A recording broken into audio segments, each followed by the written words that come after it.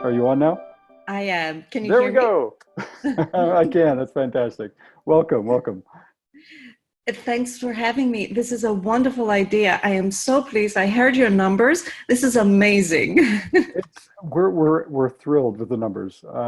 Again, we topped just over 1,800 people. I mean, we've got consistent 500 people, like, consistently connected to our presentations, everybody's presentations for that matter. So it's just, yeah, it's been really, really positive, wonderful experience. So thank you for making your time. I didn't get a chance to give you a proper intro, but you're the founder of Translations Common, I believe.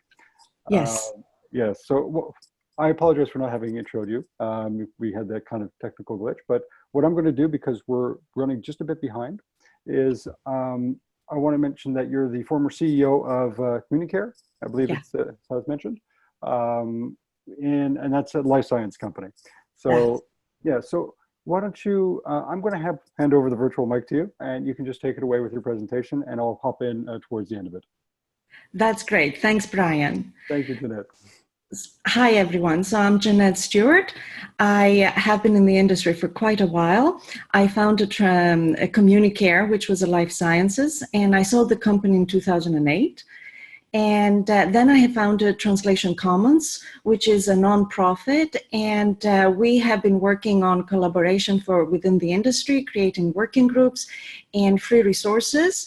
And one of the amazing things we have done just now is a COVID-19 poster maker, where we have about 6,000 languages that we have worked on for the basic instructions of how to wash your hands, and etc. So this is an amazing feat.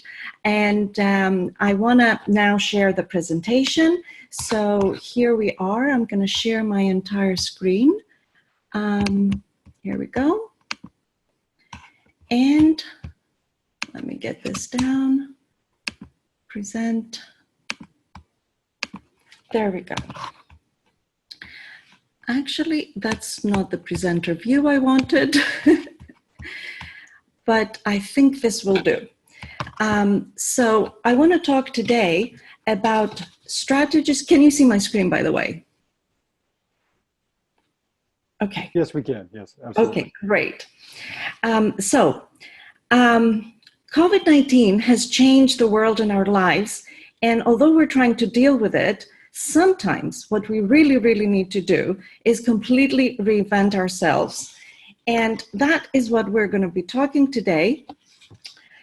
So we all try to prepare for disasters. We take out insurance, we create disaster recovery plans, we have backpacks all packed and ready to go, and so much more, right? We all do. But unless we are hard-died survivalists, are we really ready? And disaster happens and change comes upon us in completely unknown ways. So when we are confronted with sudden change, even when we have good plans in place and they do work, it's our emotional well-being that is damaged the most, as we have seen recently. So fear of change and its effects is a very, very human response.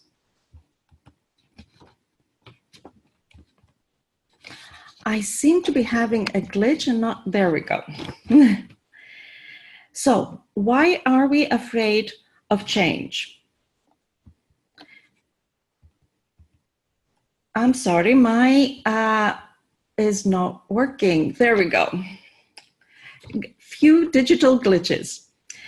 So why are we afraid of change? Let's start with defining change.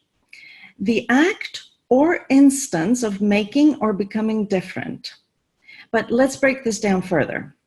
The act of making different or the instance of becoming different. So we can clearly see that change can be passive or dynamic. It can be something that happens to us or something that we consciously do. So when we look at changes that we consciously do, there are many different types. Physical, let's say you diet or you move to another town. Mental or emotional, plan changes, incremental changes, strategic, reactive changes, you name it. The list is quite long.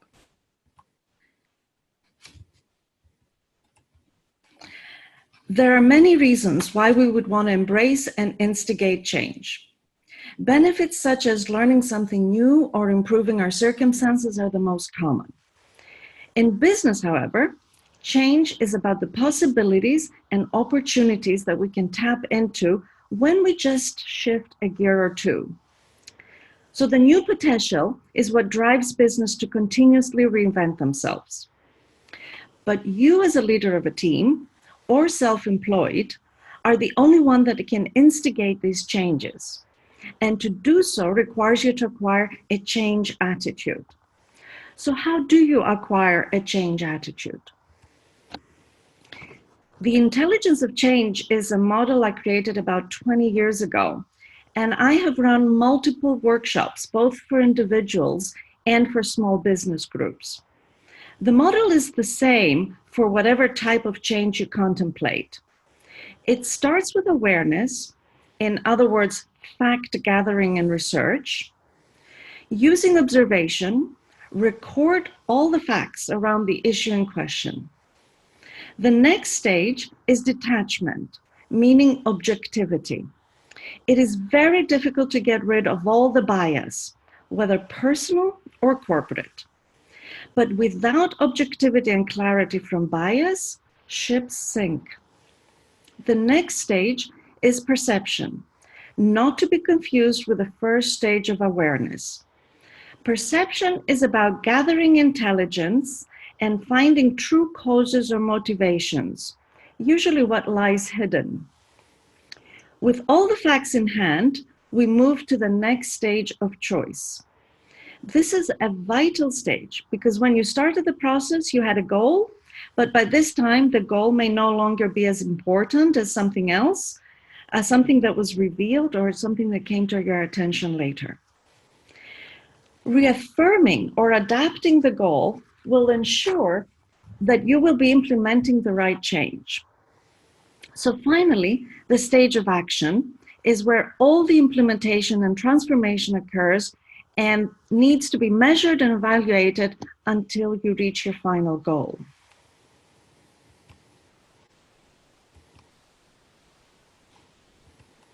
Both in our personal lives and in our businesses, there are many things under our control that we can change, but there are also many others that we can't. And from those things we can change, there are many that can be easily done and others that will require major disruption. You need to evaluate the pros and cons of taking certain actions of change before you embark on them.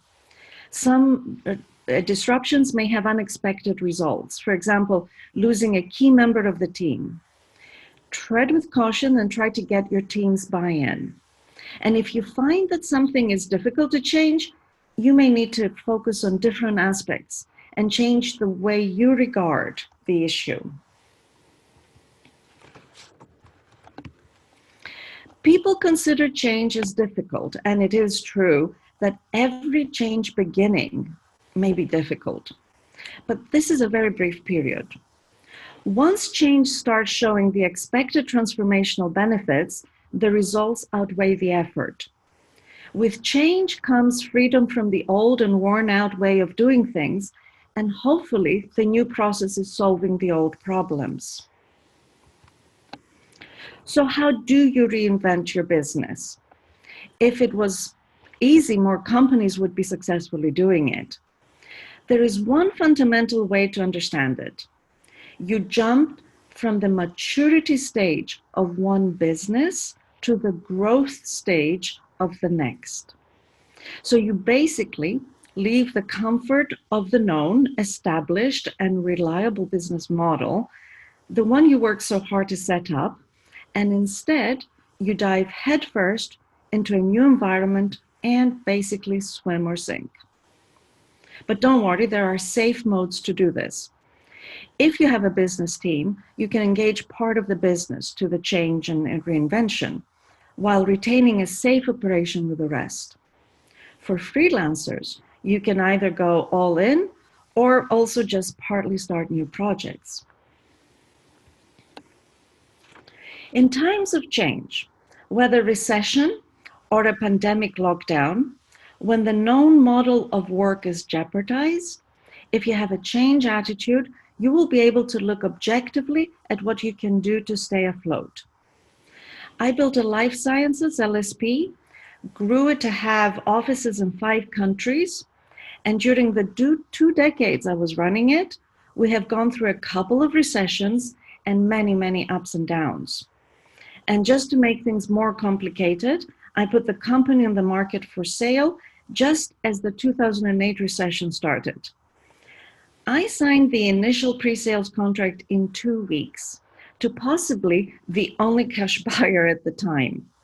I can tell you the story another time because today I want to share the strategies that helped me through all the recessions and made my company a desirable acquisition. So, from anticipating client needs, know and track your competition, create distinctive capabilities, acquire new skills and talents. We're going to go through each of them in detail.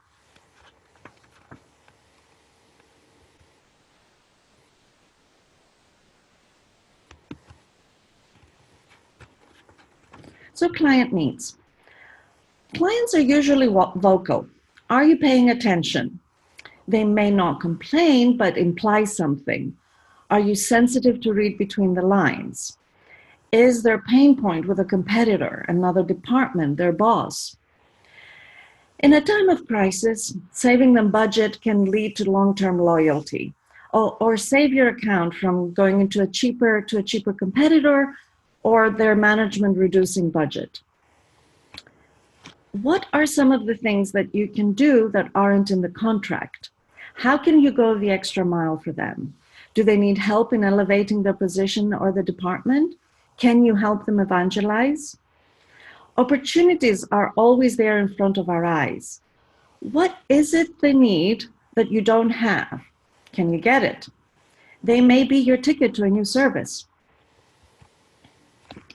Competition intelligence doesn't mean you have to employ a spy and get trade secrets. It also doesn't mean that you copy your competitors. A good understanding of where your competitors are in the market, their share, strengths, and weaknesses is paramount to your understanding where your company is in the market. And you do that with data, not a gut feeling. You also pay attention to their mistakes and the results on their business. Sometimes they have really good ideas that would fit in your operation too. And finally, you always want to be a step ahead of them so you don't get surprised. It's important to track how your competition is shifting. High performance see the changes in customer needs and create the next basis of competition in their industry. High performance also invariably create distinctive capabilities. Prominent examples include Dell with its direct model of PC sales, Walmart with its unique supply chain capabilities, and Toyota, not just with its production method, but also its engineering capabilities. That made Lexus and Prius so successful. But distinctiveness in capabilities is fleeting. So how do you develop new ones? Although mergers are prominent in our industry, there are other types of collaborations, like partnering in projects or offerings. For example, Translation Commons was a partner with Palix and Pandlex, another nonprofit, for about 2 years. And for 2 years, we were trying to find something to work together. But the opportunity came with COVID-19, that we managed to create this poster maker in 6,000 languages.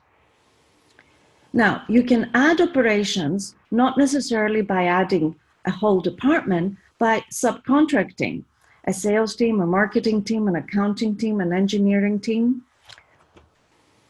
And of course, we all fear technology investments because they can be a black hole.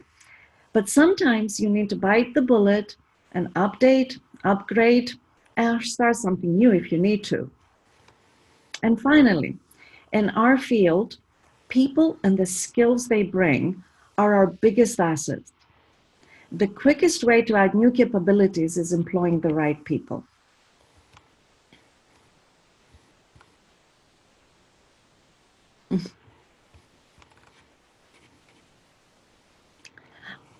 I am sorry, but my button doesn't work when I need to change the slide. So it jumps, it doesn't do anything, then it jumps a few, and I have to come back.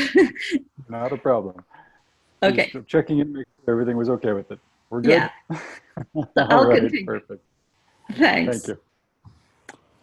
So in times of crisis, we tend to reduce our operating expenses by reducing headcount and benefits. Sometimes this is exactly the opposite of what we should be doing. By minimizing the talent and skills of the team to boost margins, we minimize our ability to perform. But even in cases when we don't reduce the headcount, is the current talent pool we have the right one? Can we reinvent the company with this team? How can we add skills to our team? Of course, there are online courses, through mentoring and internships, by joining professional groups, and even volunteering. Let's take a look at the tools we can use to embrace change and bring a transformation.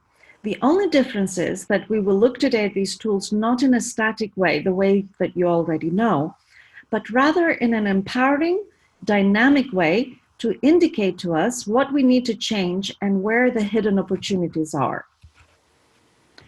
You have all seen the famous SWOT table, and most of you know that you can use it for your company, yourself, the competition, literally anything. The way it works, it's like a freeze frame. Right now, this is the picture I see. However, today we will look at it in a transformational manner. We will take all the weaknesses, switch them around, and put them in the opportunities.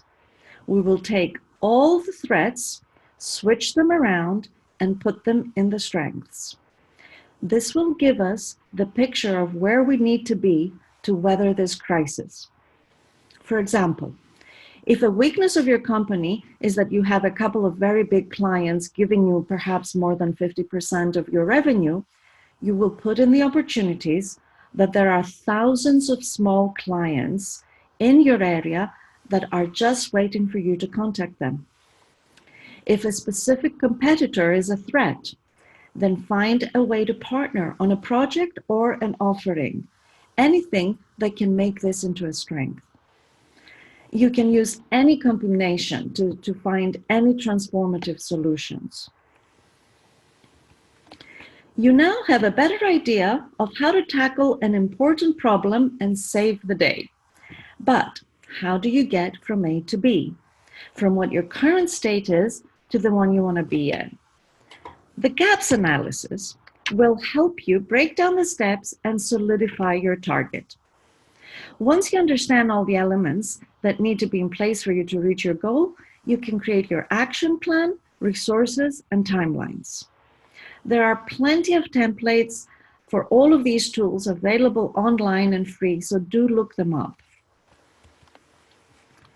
Objectives are important because they convert visions into clear-cut measurable targets. Most organizations have general or overall aims, which they can break down into specific objectives or targets. By setting aims and objectives, companies give themselves a sense of purpose and a direction. With an overall plan in place, a company can set particular targets and monitor its progress towards reaching them. But let's not generalize. Getting maximum results with minimum efforts is not a specific objective.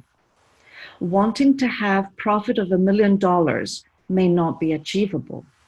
Becoming the #1 LSP in the region is not measurable. Taking your company public may not be realistic. And finally, choosing to create a video ad before you even have a website is not a timely objective needed right now.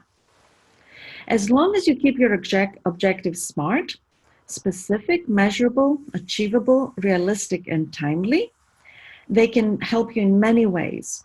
For example, to create direction and guidance, to motivate employees, establish standards to evaluate performance, form the basis and set budgets, develop structure for a project, and so on. the glitch again. I am clicking and it's going to jump 3 or 4 down. So do bear with me.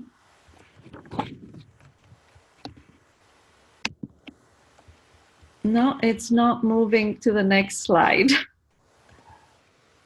Okay, it jumped again. Here we go. So there are advantages and disadvantages to diversification. There are also many ways to diversify. As a company owner specializing in life science content, I turned away business that was not relevant. But one client opened up my eyes. It was Winsor & Newton, the art supply British company. They said that they can't find any translation provider that can deal with their special requirements, which at the time was a combination of chemical material and precise naming of colors. They felt that a life science company could cater for the chemical requirement, and our strict adherence to precision in life science translations was what they needed for naming colors. The fact that I initially turned them down proved to them that we were not full of empty promises just to get their account. But I learned my lesson. After that, I paid close attention to the types of life science clients we had and diversified to covered from large pharma and huge CROs, contract research organizations, to small biotech, medical writing outfits, and of course, everything in between. If business positioning was a sport, I would be spending all my weekends doing it. I use positioning in everything. It helps me understand the true picture beyond the words. And market position refers to the client's perception of a brand or product in relation to competing brands or products. Market positioning refers to the process of establishing the image or identity of a brand or product so that people perceive it in a certain way. So here I am showing you a positioning chart that you can add anything to the axis to help you evaluate a client, a process, a project, an employee, multiple competitors, anything you need to. In marketing, we call positioning what you say about your company in relation to your competitors. In short, what is your unique selling point? Zappos is an online shoe store, and there's nothing especially unique about selling shoes online. However, their selling point is unique, free returns. But also, Tom Shoes' unique selling point is that for every pair of shoes a customer purchases, the company donates a pair to the child in need. For us, at times of change, it's all about finding the weakness we want to turn into a strength and wording it so prospective clients see the value we offer, whereas they couldn't see it before. Again, this lesson came to me from another client. We were at the final stages of competing for a very large contract with Parexel, a huge contract research organization that would increase our revenue considerably. We were going against a very large, at the time not yet public company, but they were not specialized. The client chose us because they would rather be the big fish in a small pond than a small fish in a large pond. Lesson learned on how to turn a weakness into a valuable asset, all with positioning.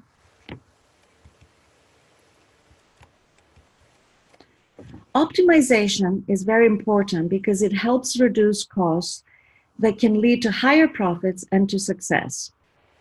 Optimization is finding the most cost-effective alternatives under the given constraints by maximizing desired factors and minimizing undesired ones. In good times, leaders don't think much about optimization because profit needs to be used, budget needs to be spent, otherwise next year they are reduced. When I decided to sell the company, I spent 3 years optimizing the entire operation, business setup with the various branches, all the processes, technology, everything. At the end, we were so optimized that we got an offer within days during a recession. But in difficult times, optimization is essential. If optimization is done abruptly, it can be a powerful force of disruption, and sometimes this can be unavoidable. Losing a major client or a large percentage of the revenue requires drastic actions and immediate minimization of the risk to the company. So smart leaders keep an eye on optimizing their processes all the time. So we packed a lot in the last 25 minutes, and I want to leave you with a positive note. You can't change the world, but you can surely change yourself and your company. Thanks so much for attending. Thanks, Jeanette. That was fantastic. I wanted to say your voice is the most clear voice, and I love it. It's just the way the inflection, everything was just fantastic on delivery. So thank you for that. I appreciate it. Thank you so much. We had a question in terms of, you touched on optimization, obviously, throughout. What is the key or the best starting point for someone looking to, I guess, start their optimization, or at what point or how do they actually begin this process? Well, it's a very good question. So you have to start first with looking at everything you have and where you spend your money, your profit and loss, all the entries, the accounting entries, and then you start looking what is the essential to your business, what is the core that you can't be without. And we heard in the interview you just had before that they outsource everything.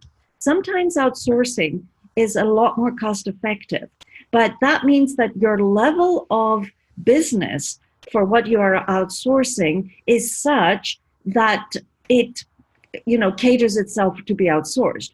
If, for example, your accounting is so vast that outsourcing it is going to be more expensive, then you keep your accounting in-house. There are times that this can happen, maybe not in our industry. Another, for example, is marketing. Marketing can be very expensive to outsource, but if you have a small team of 1 or 2 people in-house, part of your sales department, maybe you can have somebody inside. Now, that's not optimization, though. Optimization would be that you start evaluating and start getting rid of all the things that you have when you have excess money. You do the lunches, you take your people on vacations, you have all the little extra benefits. That's the first thing that usually goes in times of crisis because you need to reserve your money. So yes, unfortunately, that goes. But then you also look at other things like how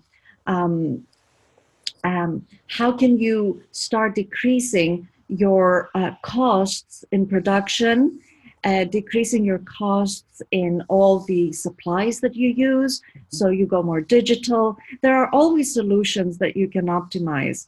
The list is really very much dependent on how you spend your money. So if I were to understand correctly, then I guess the starting point is looking at finance. Yes. Yes, actually, it is only about finances optimization. Yes, you can optimize the processes, but the end result of why you're optimizing the process is because of finances. Fantastic. That's very, very clear. I appreciate that. So in terms of your journey, how did you actually obtain information on like competition and evaluate, where you were in terms of the industry and things like that? All the information is really available and you just need to look for it.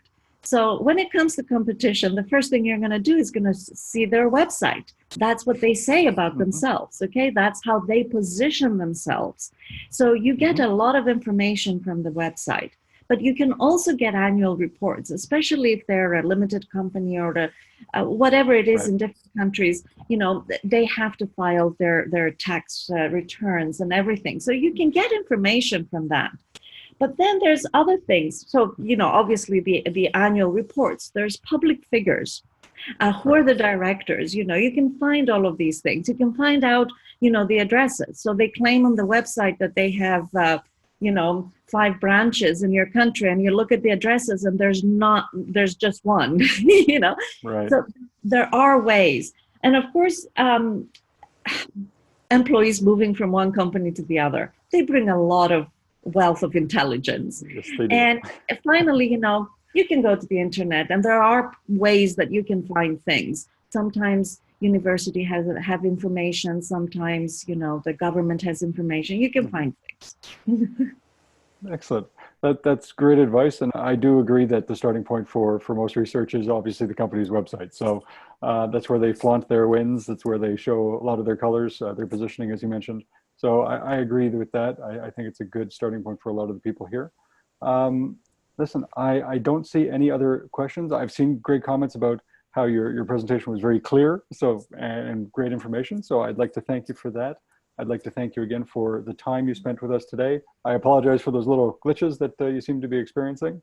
I don't think it took away from the presentation at all. So thank you for your time. I appreciate that. Thanks, Bryan. And I really hope you do this again because it's great fun. Thank you. Appreciate that.